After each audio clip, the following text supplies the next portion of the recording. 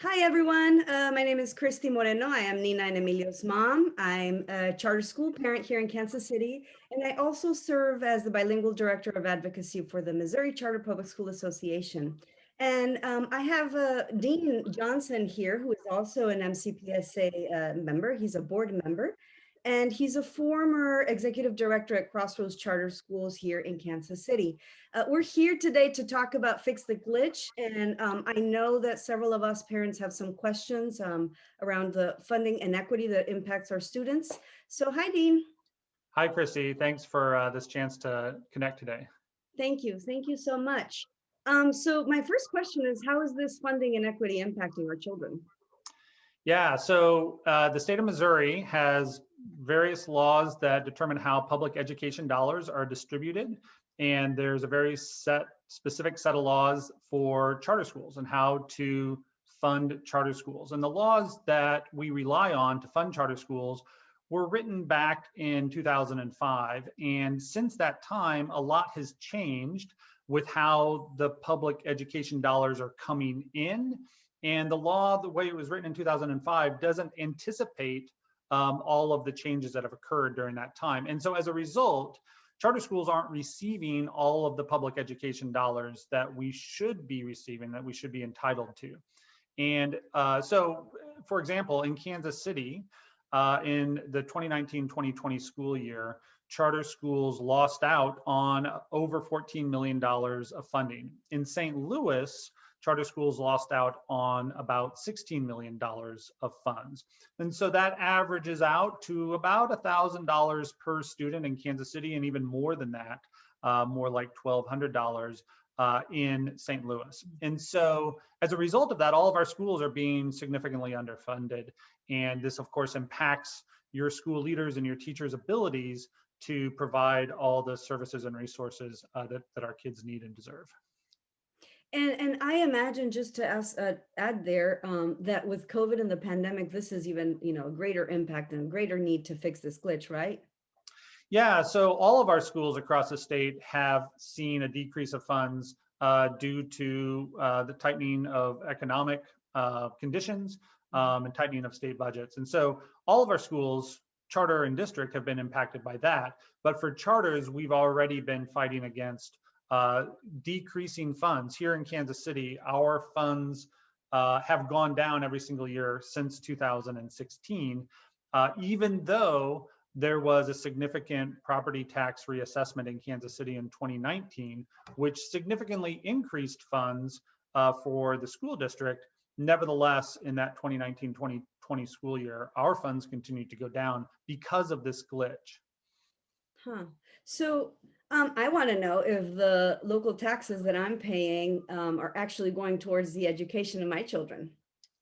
Well, that's a complex question, and the answer is kind of. So again, the way the laws are written, charter schools do not directly receive those local taxes. So your property taxes, your sales taxes, and those other local collected taxes do not come to charter schools directly. However, back in 2005, the state devised a fix for that so that we, charter schools, receive extra funds from the state called local effort that make up for the fact that we are not directly receiving those local dollars. And the way the system was designed back in 2005, it was intended that charter schools in the school district would be funded equitably. But what has happened over the years is that the way the local tax dollars are collected and the different streams of local tax dollars have changed so much so that the 2005 law is no longer applicable. And several of those streams of dollars are either undervalued or not included at all in that formula that is used to determine charter school funds. So again, the end result is that charter schools in Kansas City lost out on $14 million in 2020, and charter schools in St. Louis lost out on $16 million in 2020. By fixing the glitch, we're going to update, modernize that law so that all of our students, whether you're in a school district or in a charter school, are going to be funded equitably. So you touched on something that several of our parents have asked, which is, I have children both in the traditional district, and I also have children in a charter public school. How I'm not gonna affect, right? Like, this is not gonna affect my child that is in a traditional school district, right? If I Well, advocate for my, yeah. yeah, so what we want to do is to ensure that all students are funded equitably. So maybe a simple metaphor to consider this would be, let's say you want to provide your children with an allowance, and the goal is to provide each of them with $5 allowance if they do all their chores, right? Well, after several weeks of paying allowance, you come to realize you are paying one child $6 and the other child $4. Well, what do? Well, I think the correct solution is that you go back and you say, hey, this was a mistake. We intended to pay you both $5. And so going forward, we're going to pay each of you $5. And to the child who is receiving $6, you say, look, it was a mistake, but you're going to receive $5 now, just like your sibling. And that's kind of what's happening here, is that for the past several years, the school district, no fault of their own, this happened in state laws and was unintended, but the school district's been receiving some of the money that should have been coming to us. And all we're trying to do going forward is to level set so that we're all receiving fair and equitable funding. Thank you. Thank you. I have another question. So we know that charter schools do a lot of their own fundraising. Can't they just keep doing that and cover this gap? Charter schools do a lot of fundraising, and we are having to try to cover this gap, but it's a lot of money. And we shouldn't have to do that fundraising for the purpose of fixing a problem or covering up a problem that can be fixed with our state government. Again, what we're asking is that the public dollars, the state and local public dollars, are equitably distributed to charters and districts. And the charters, then if they go out to do fundraising, that's great. But the school district also has the capacity to do fundraising. And in fact, they and an affiliated foundation that is affiliated with the district does fundraising in much the same way that most of the charter schools do. I did not know that. That's very useful and helpful information. I appreciate you sharing that.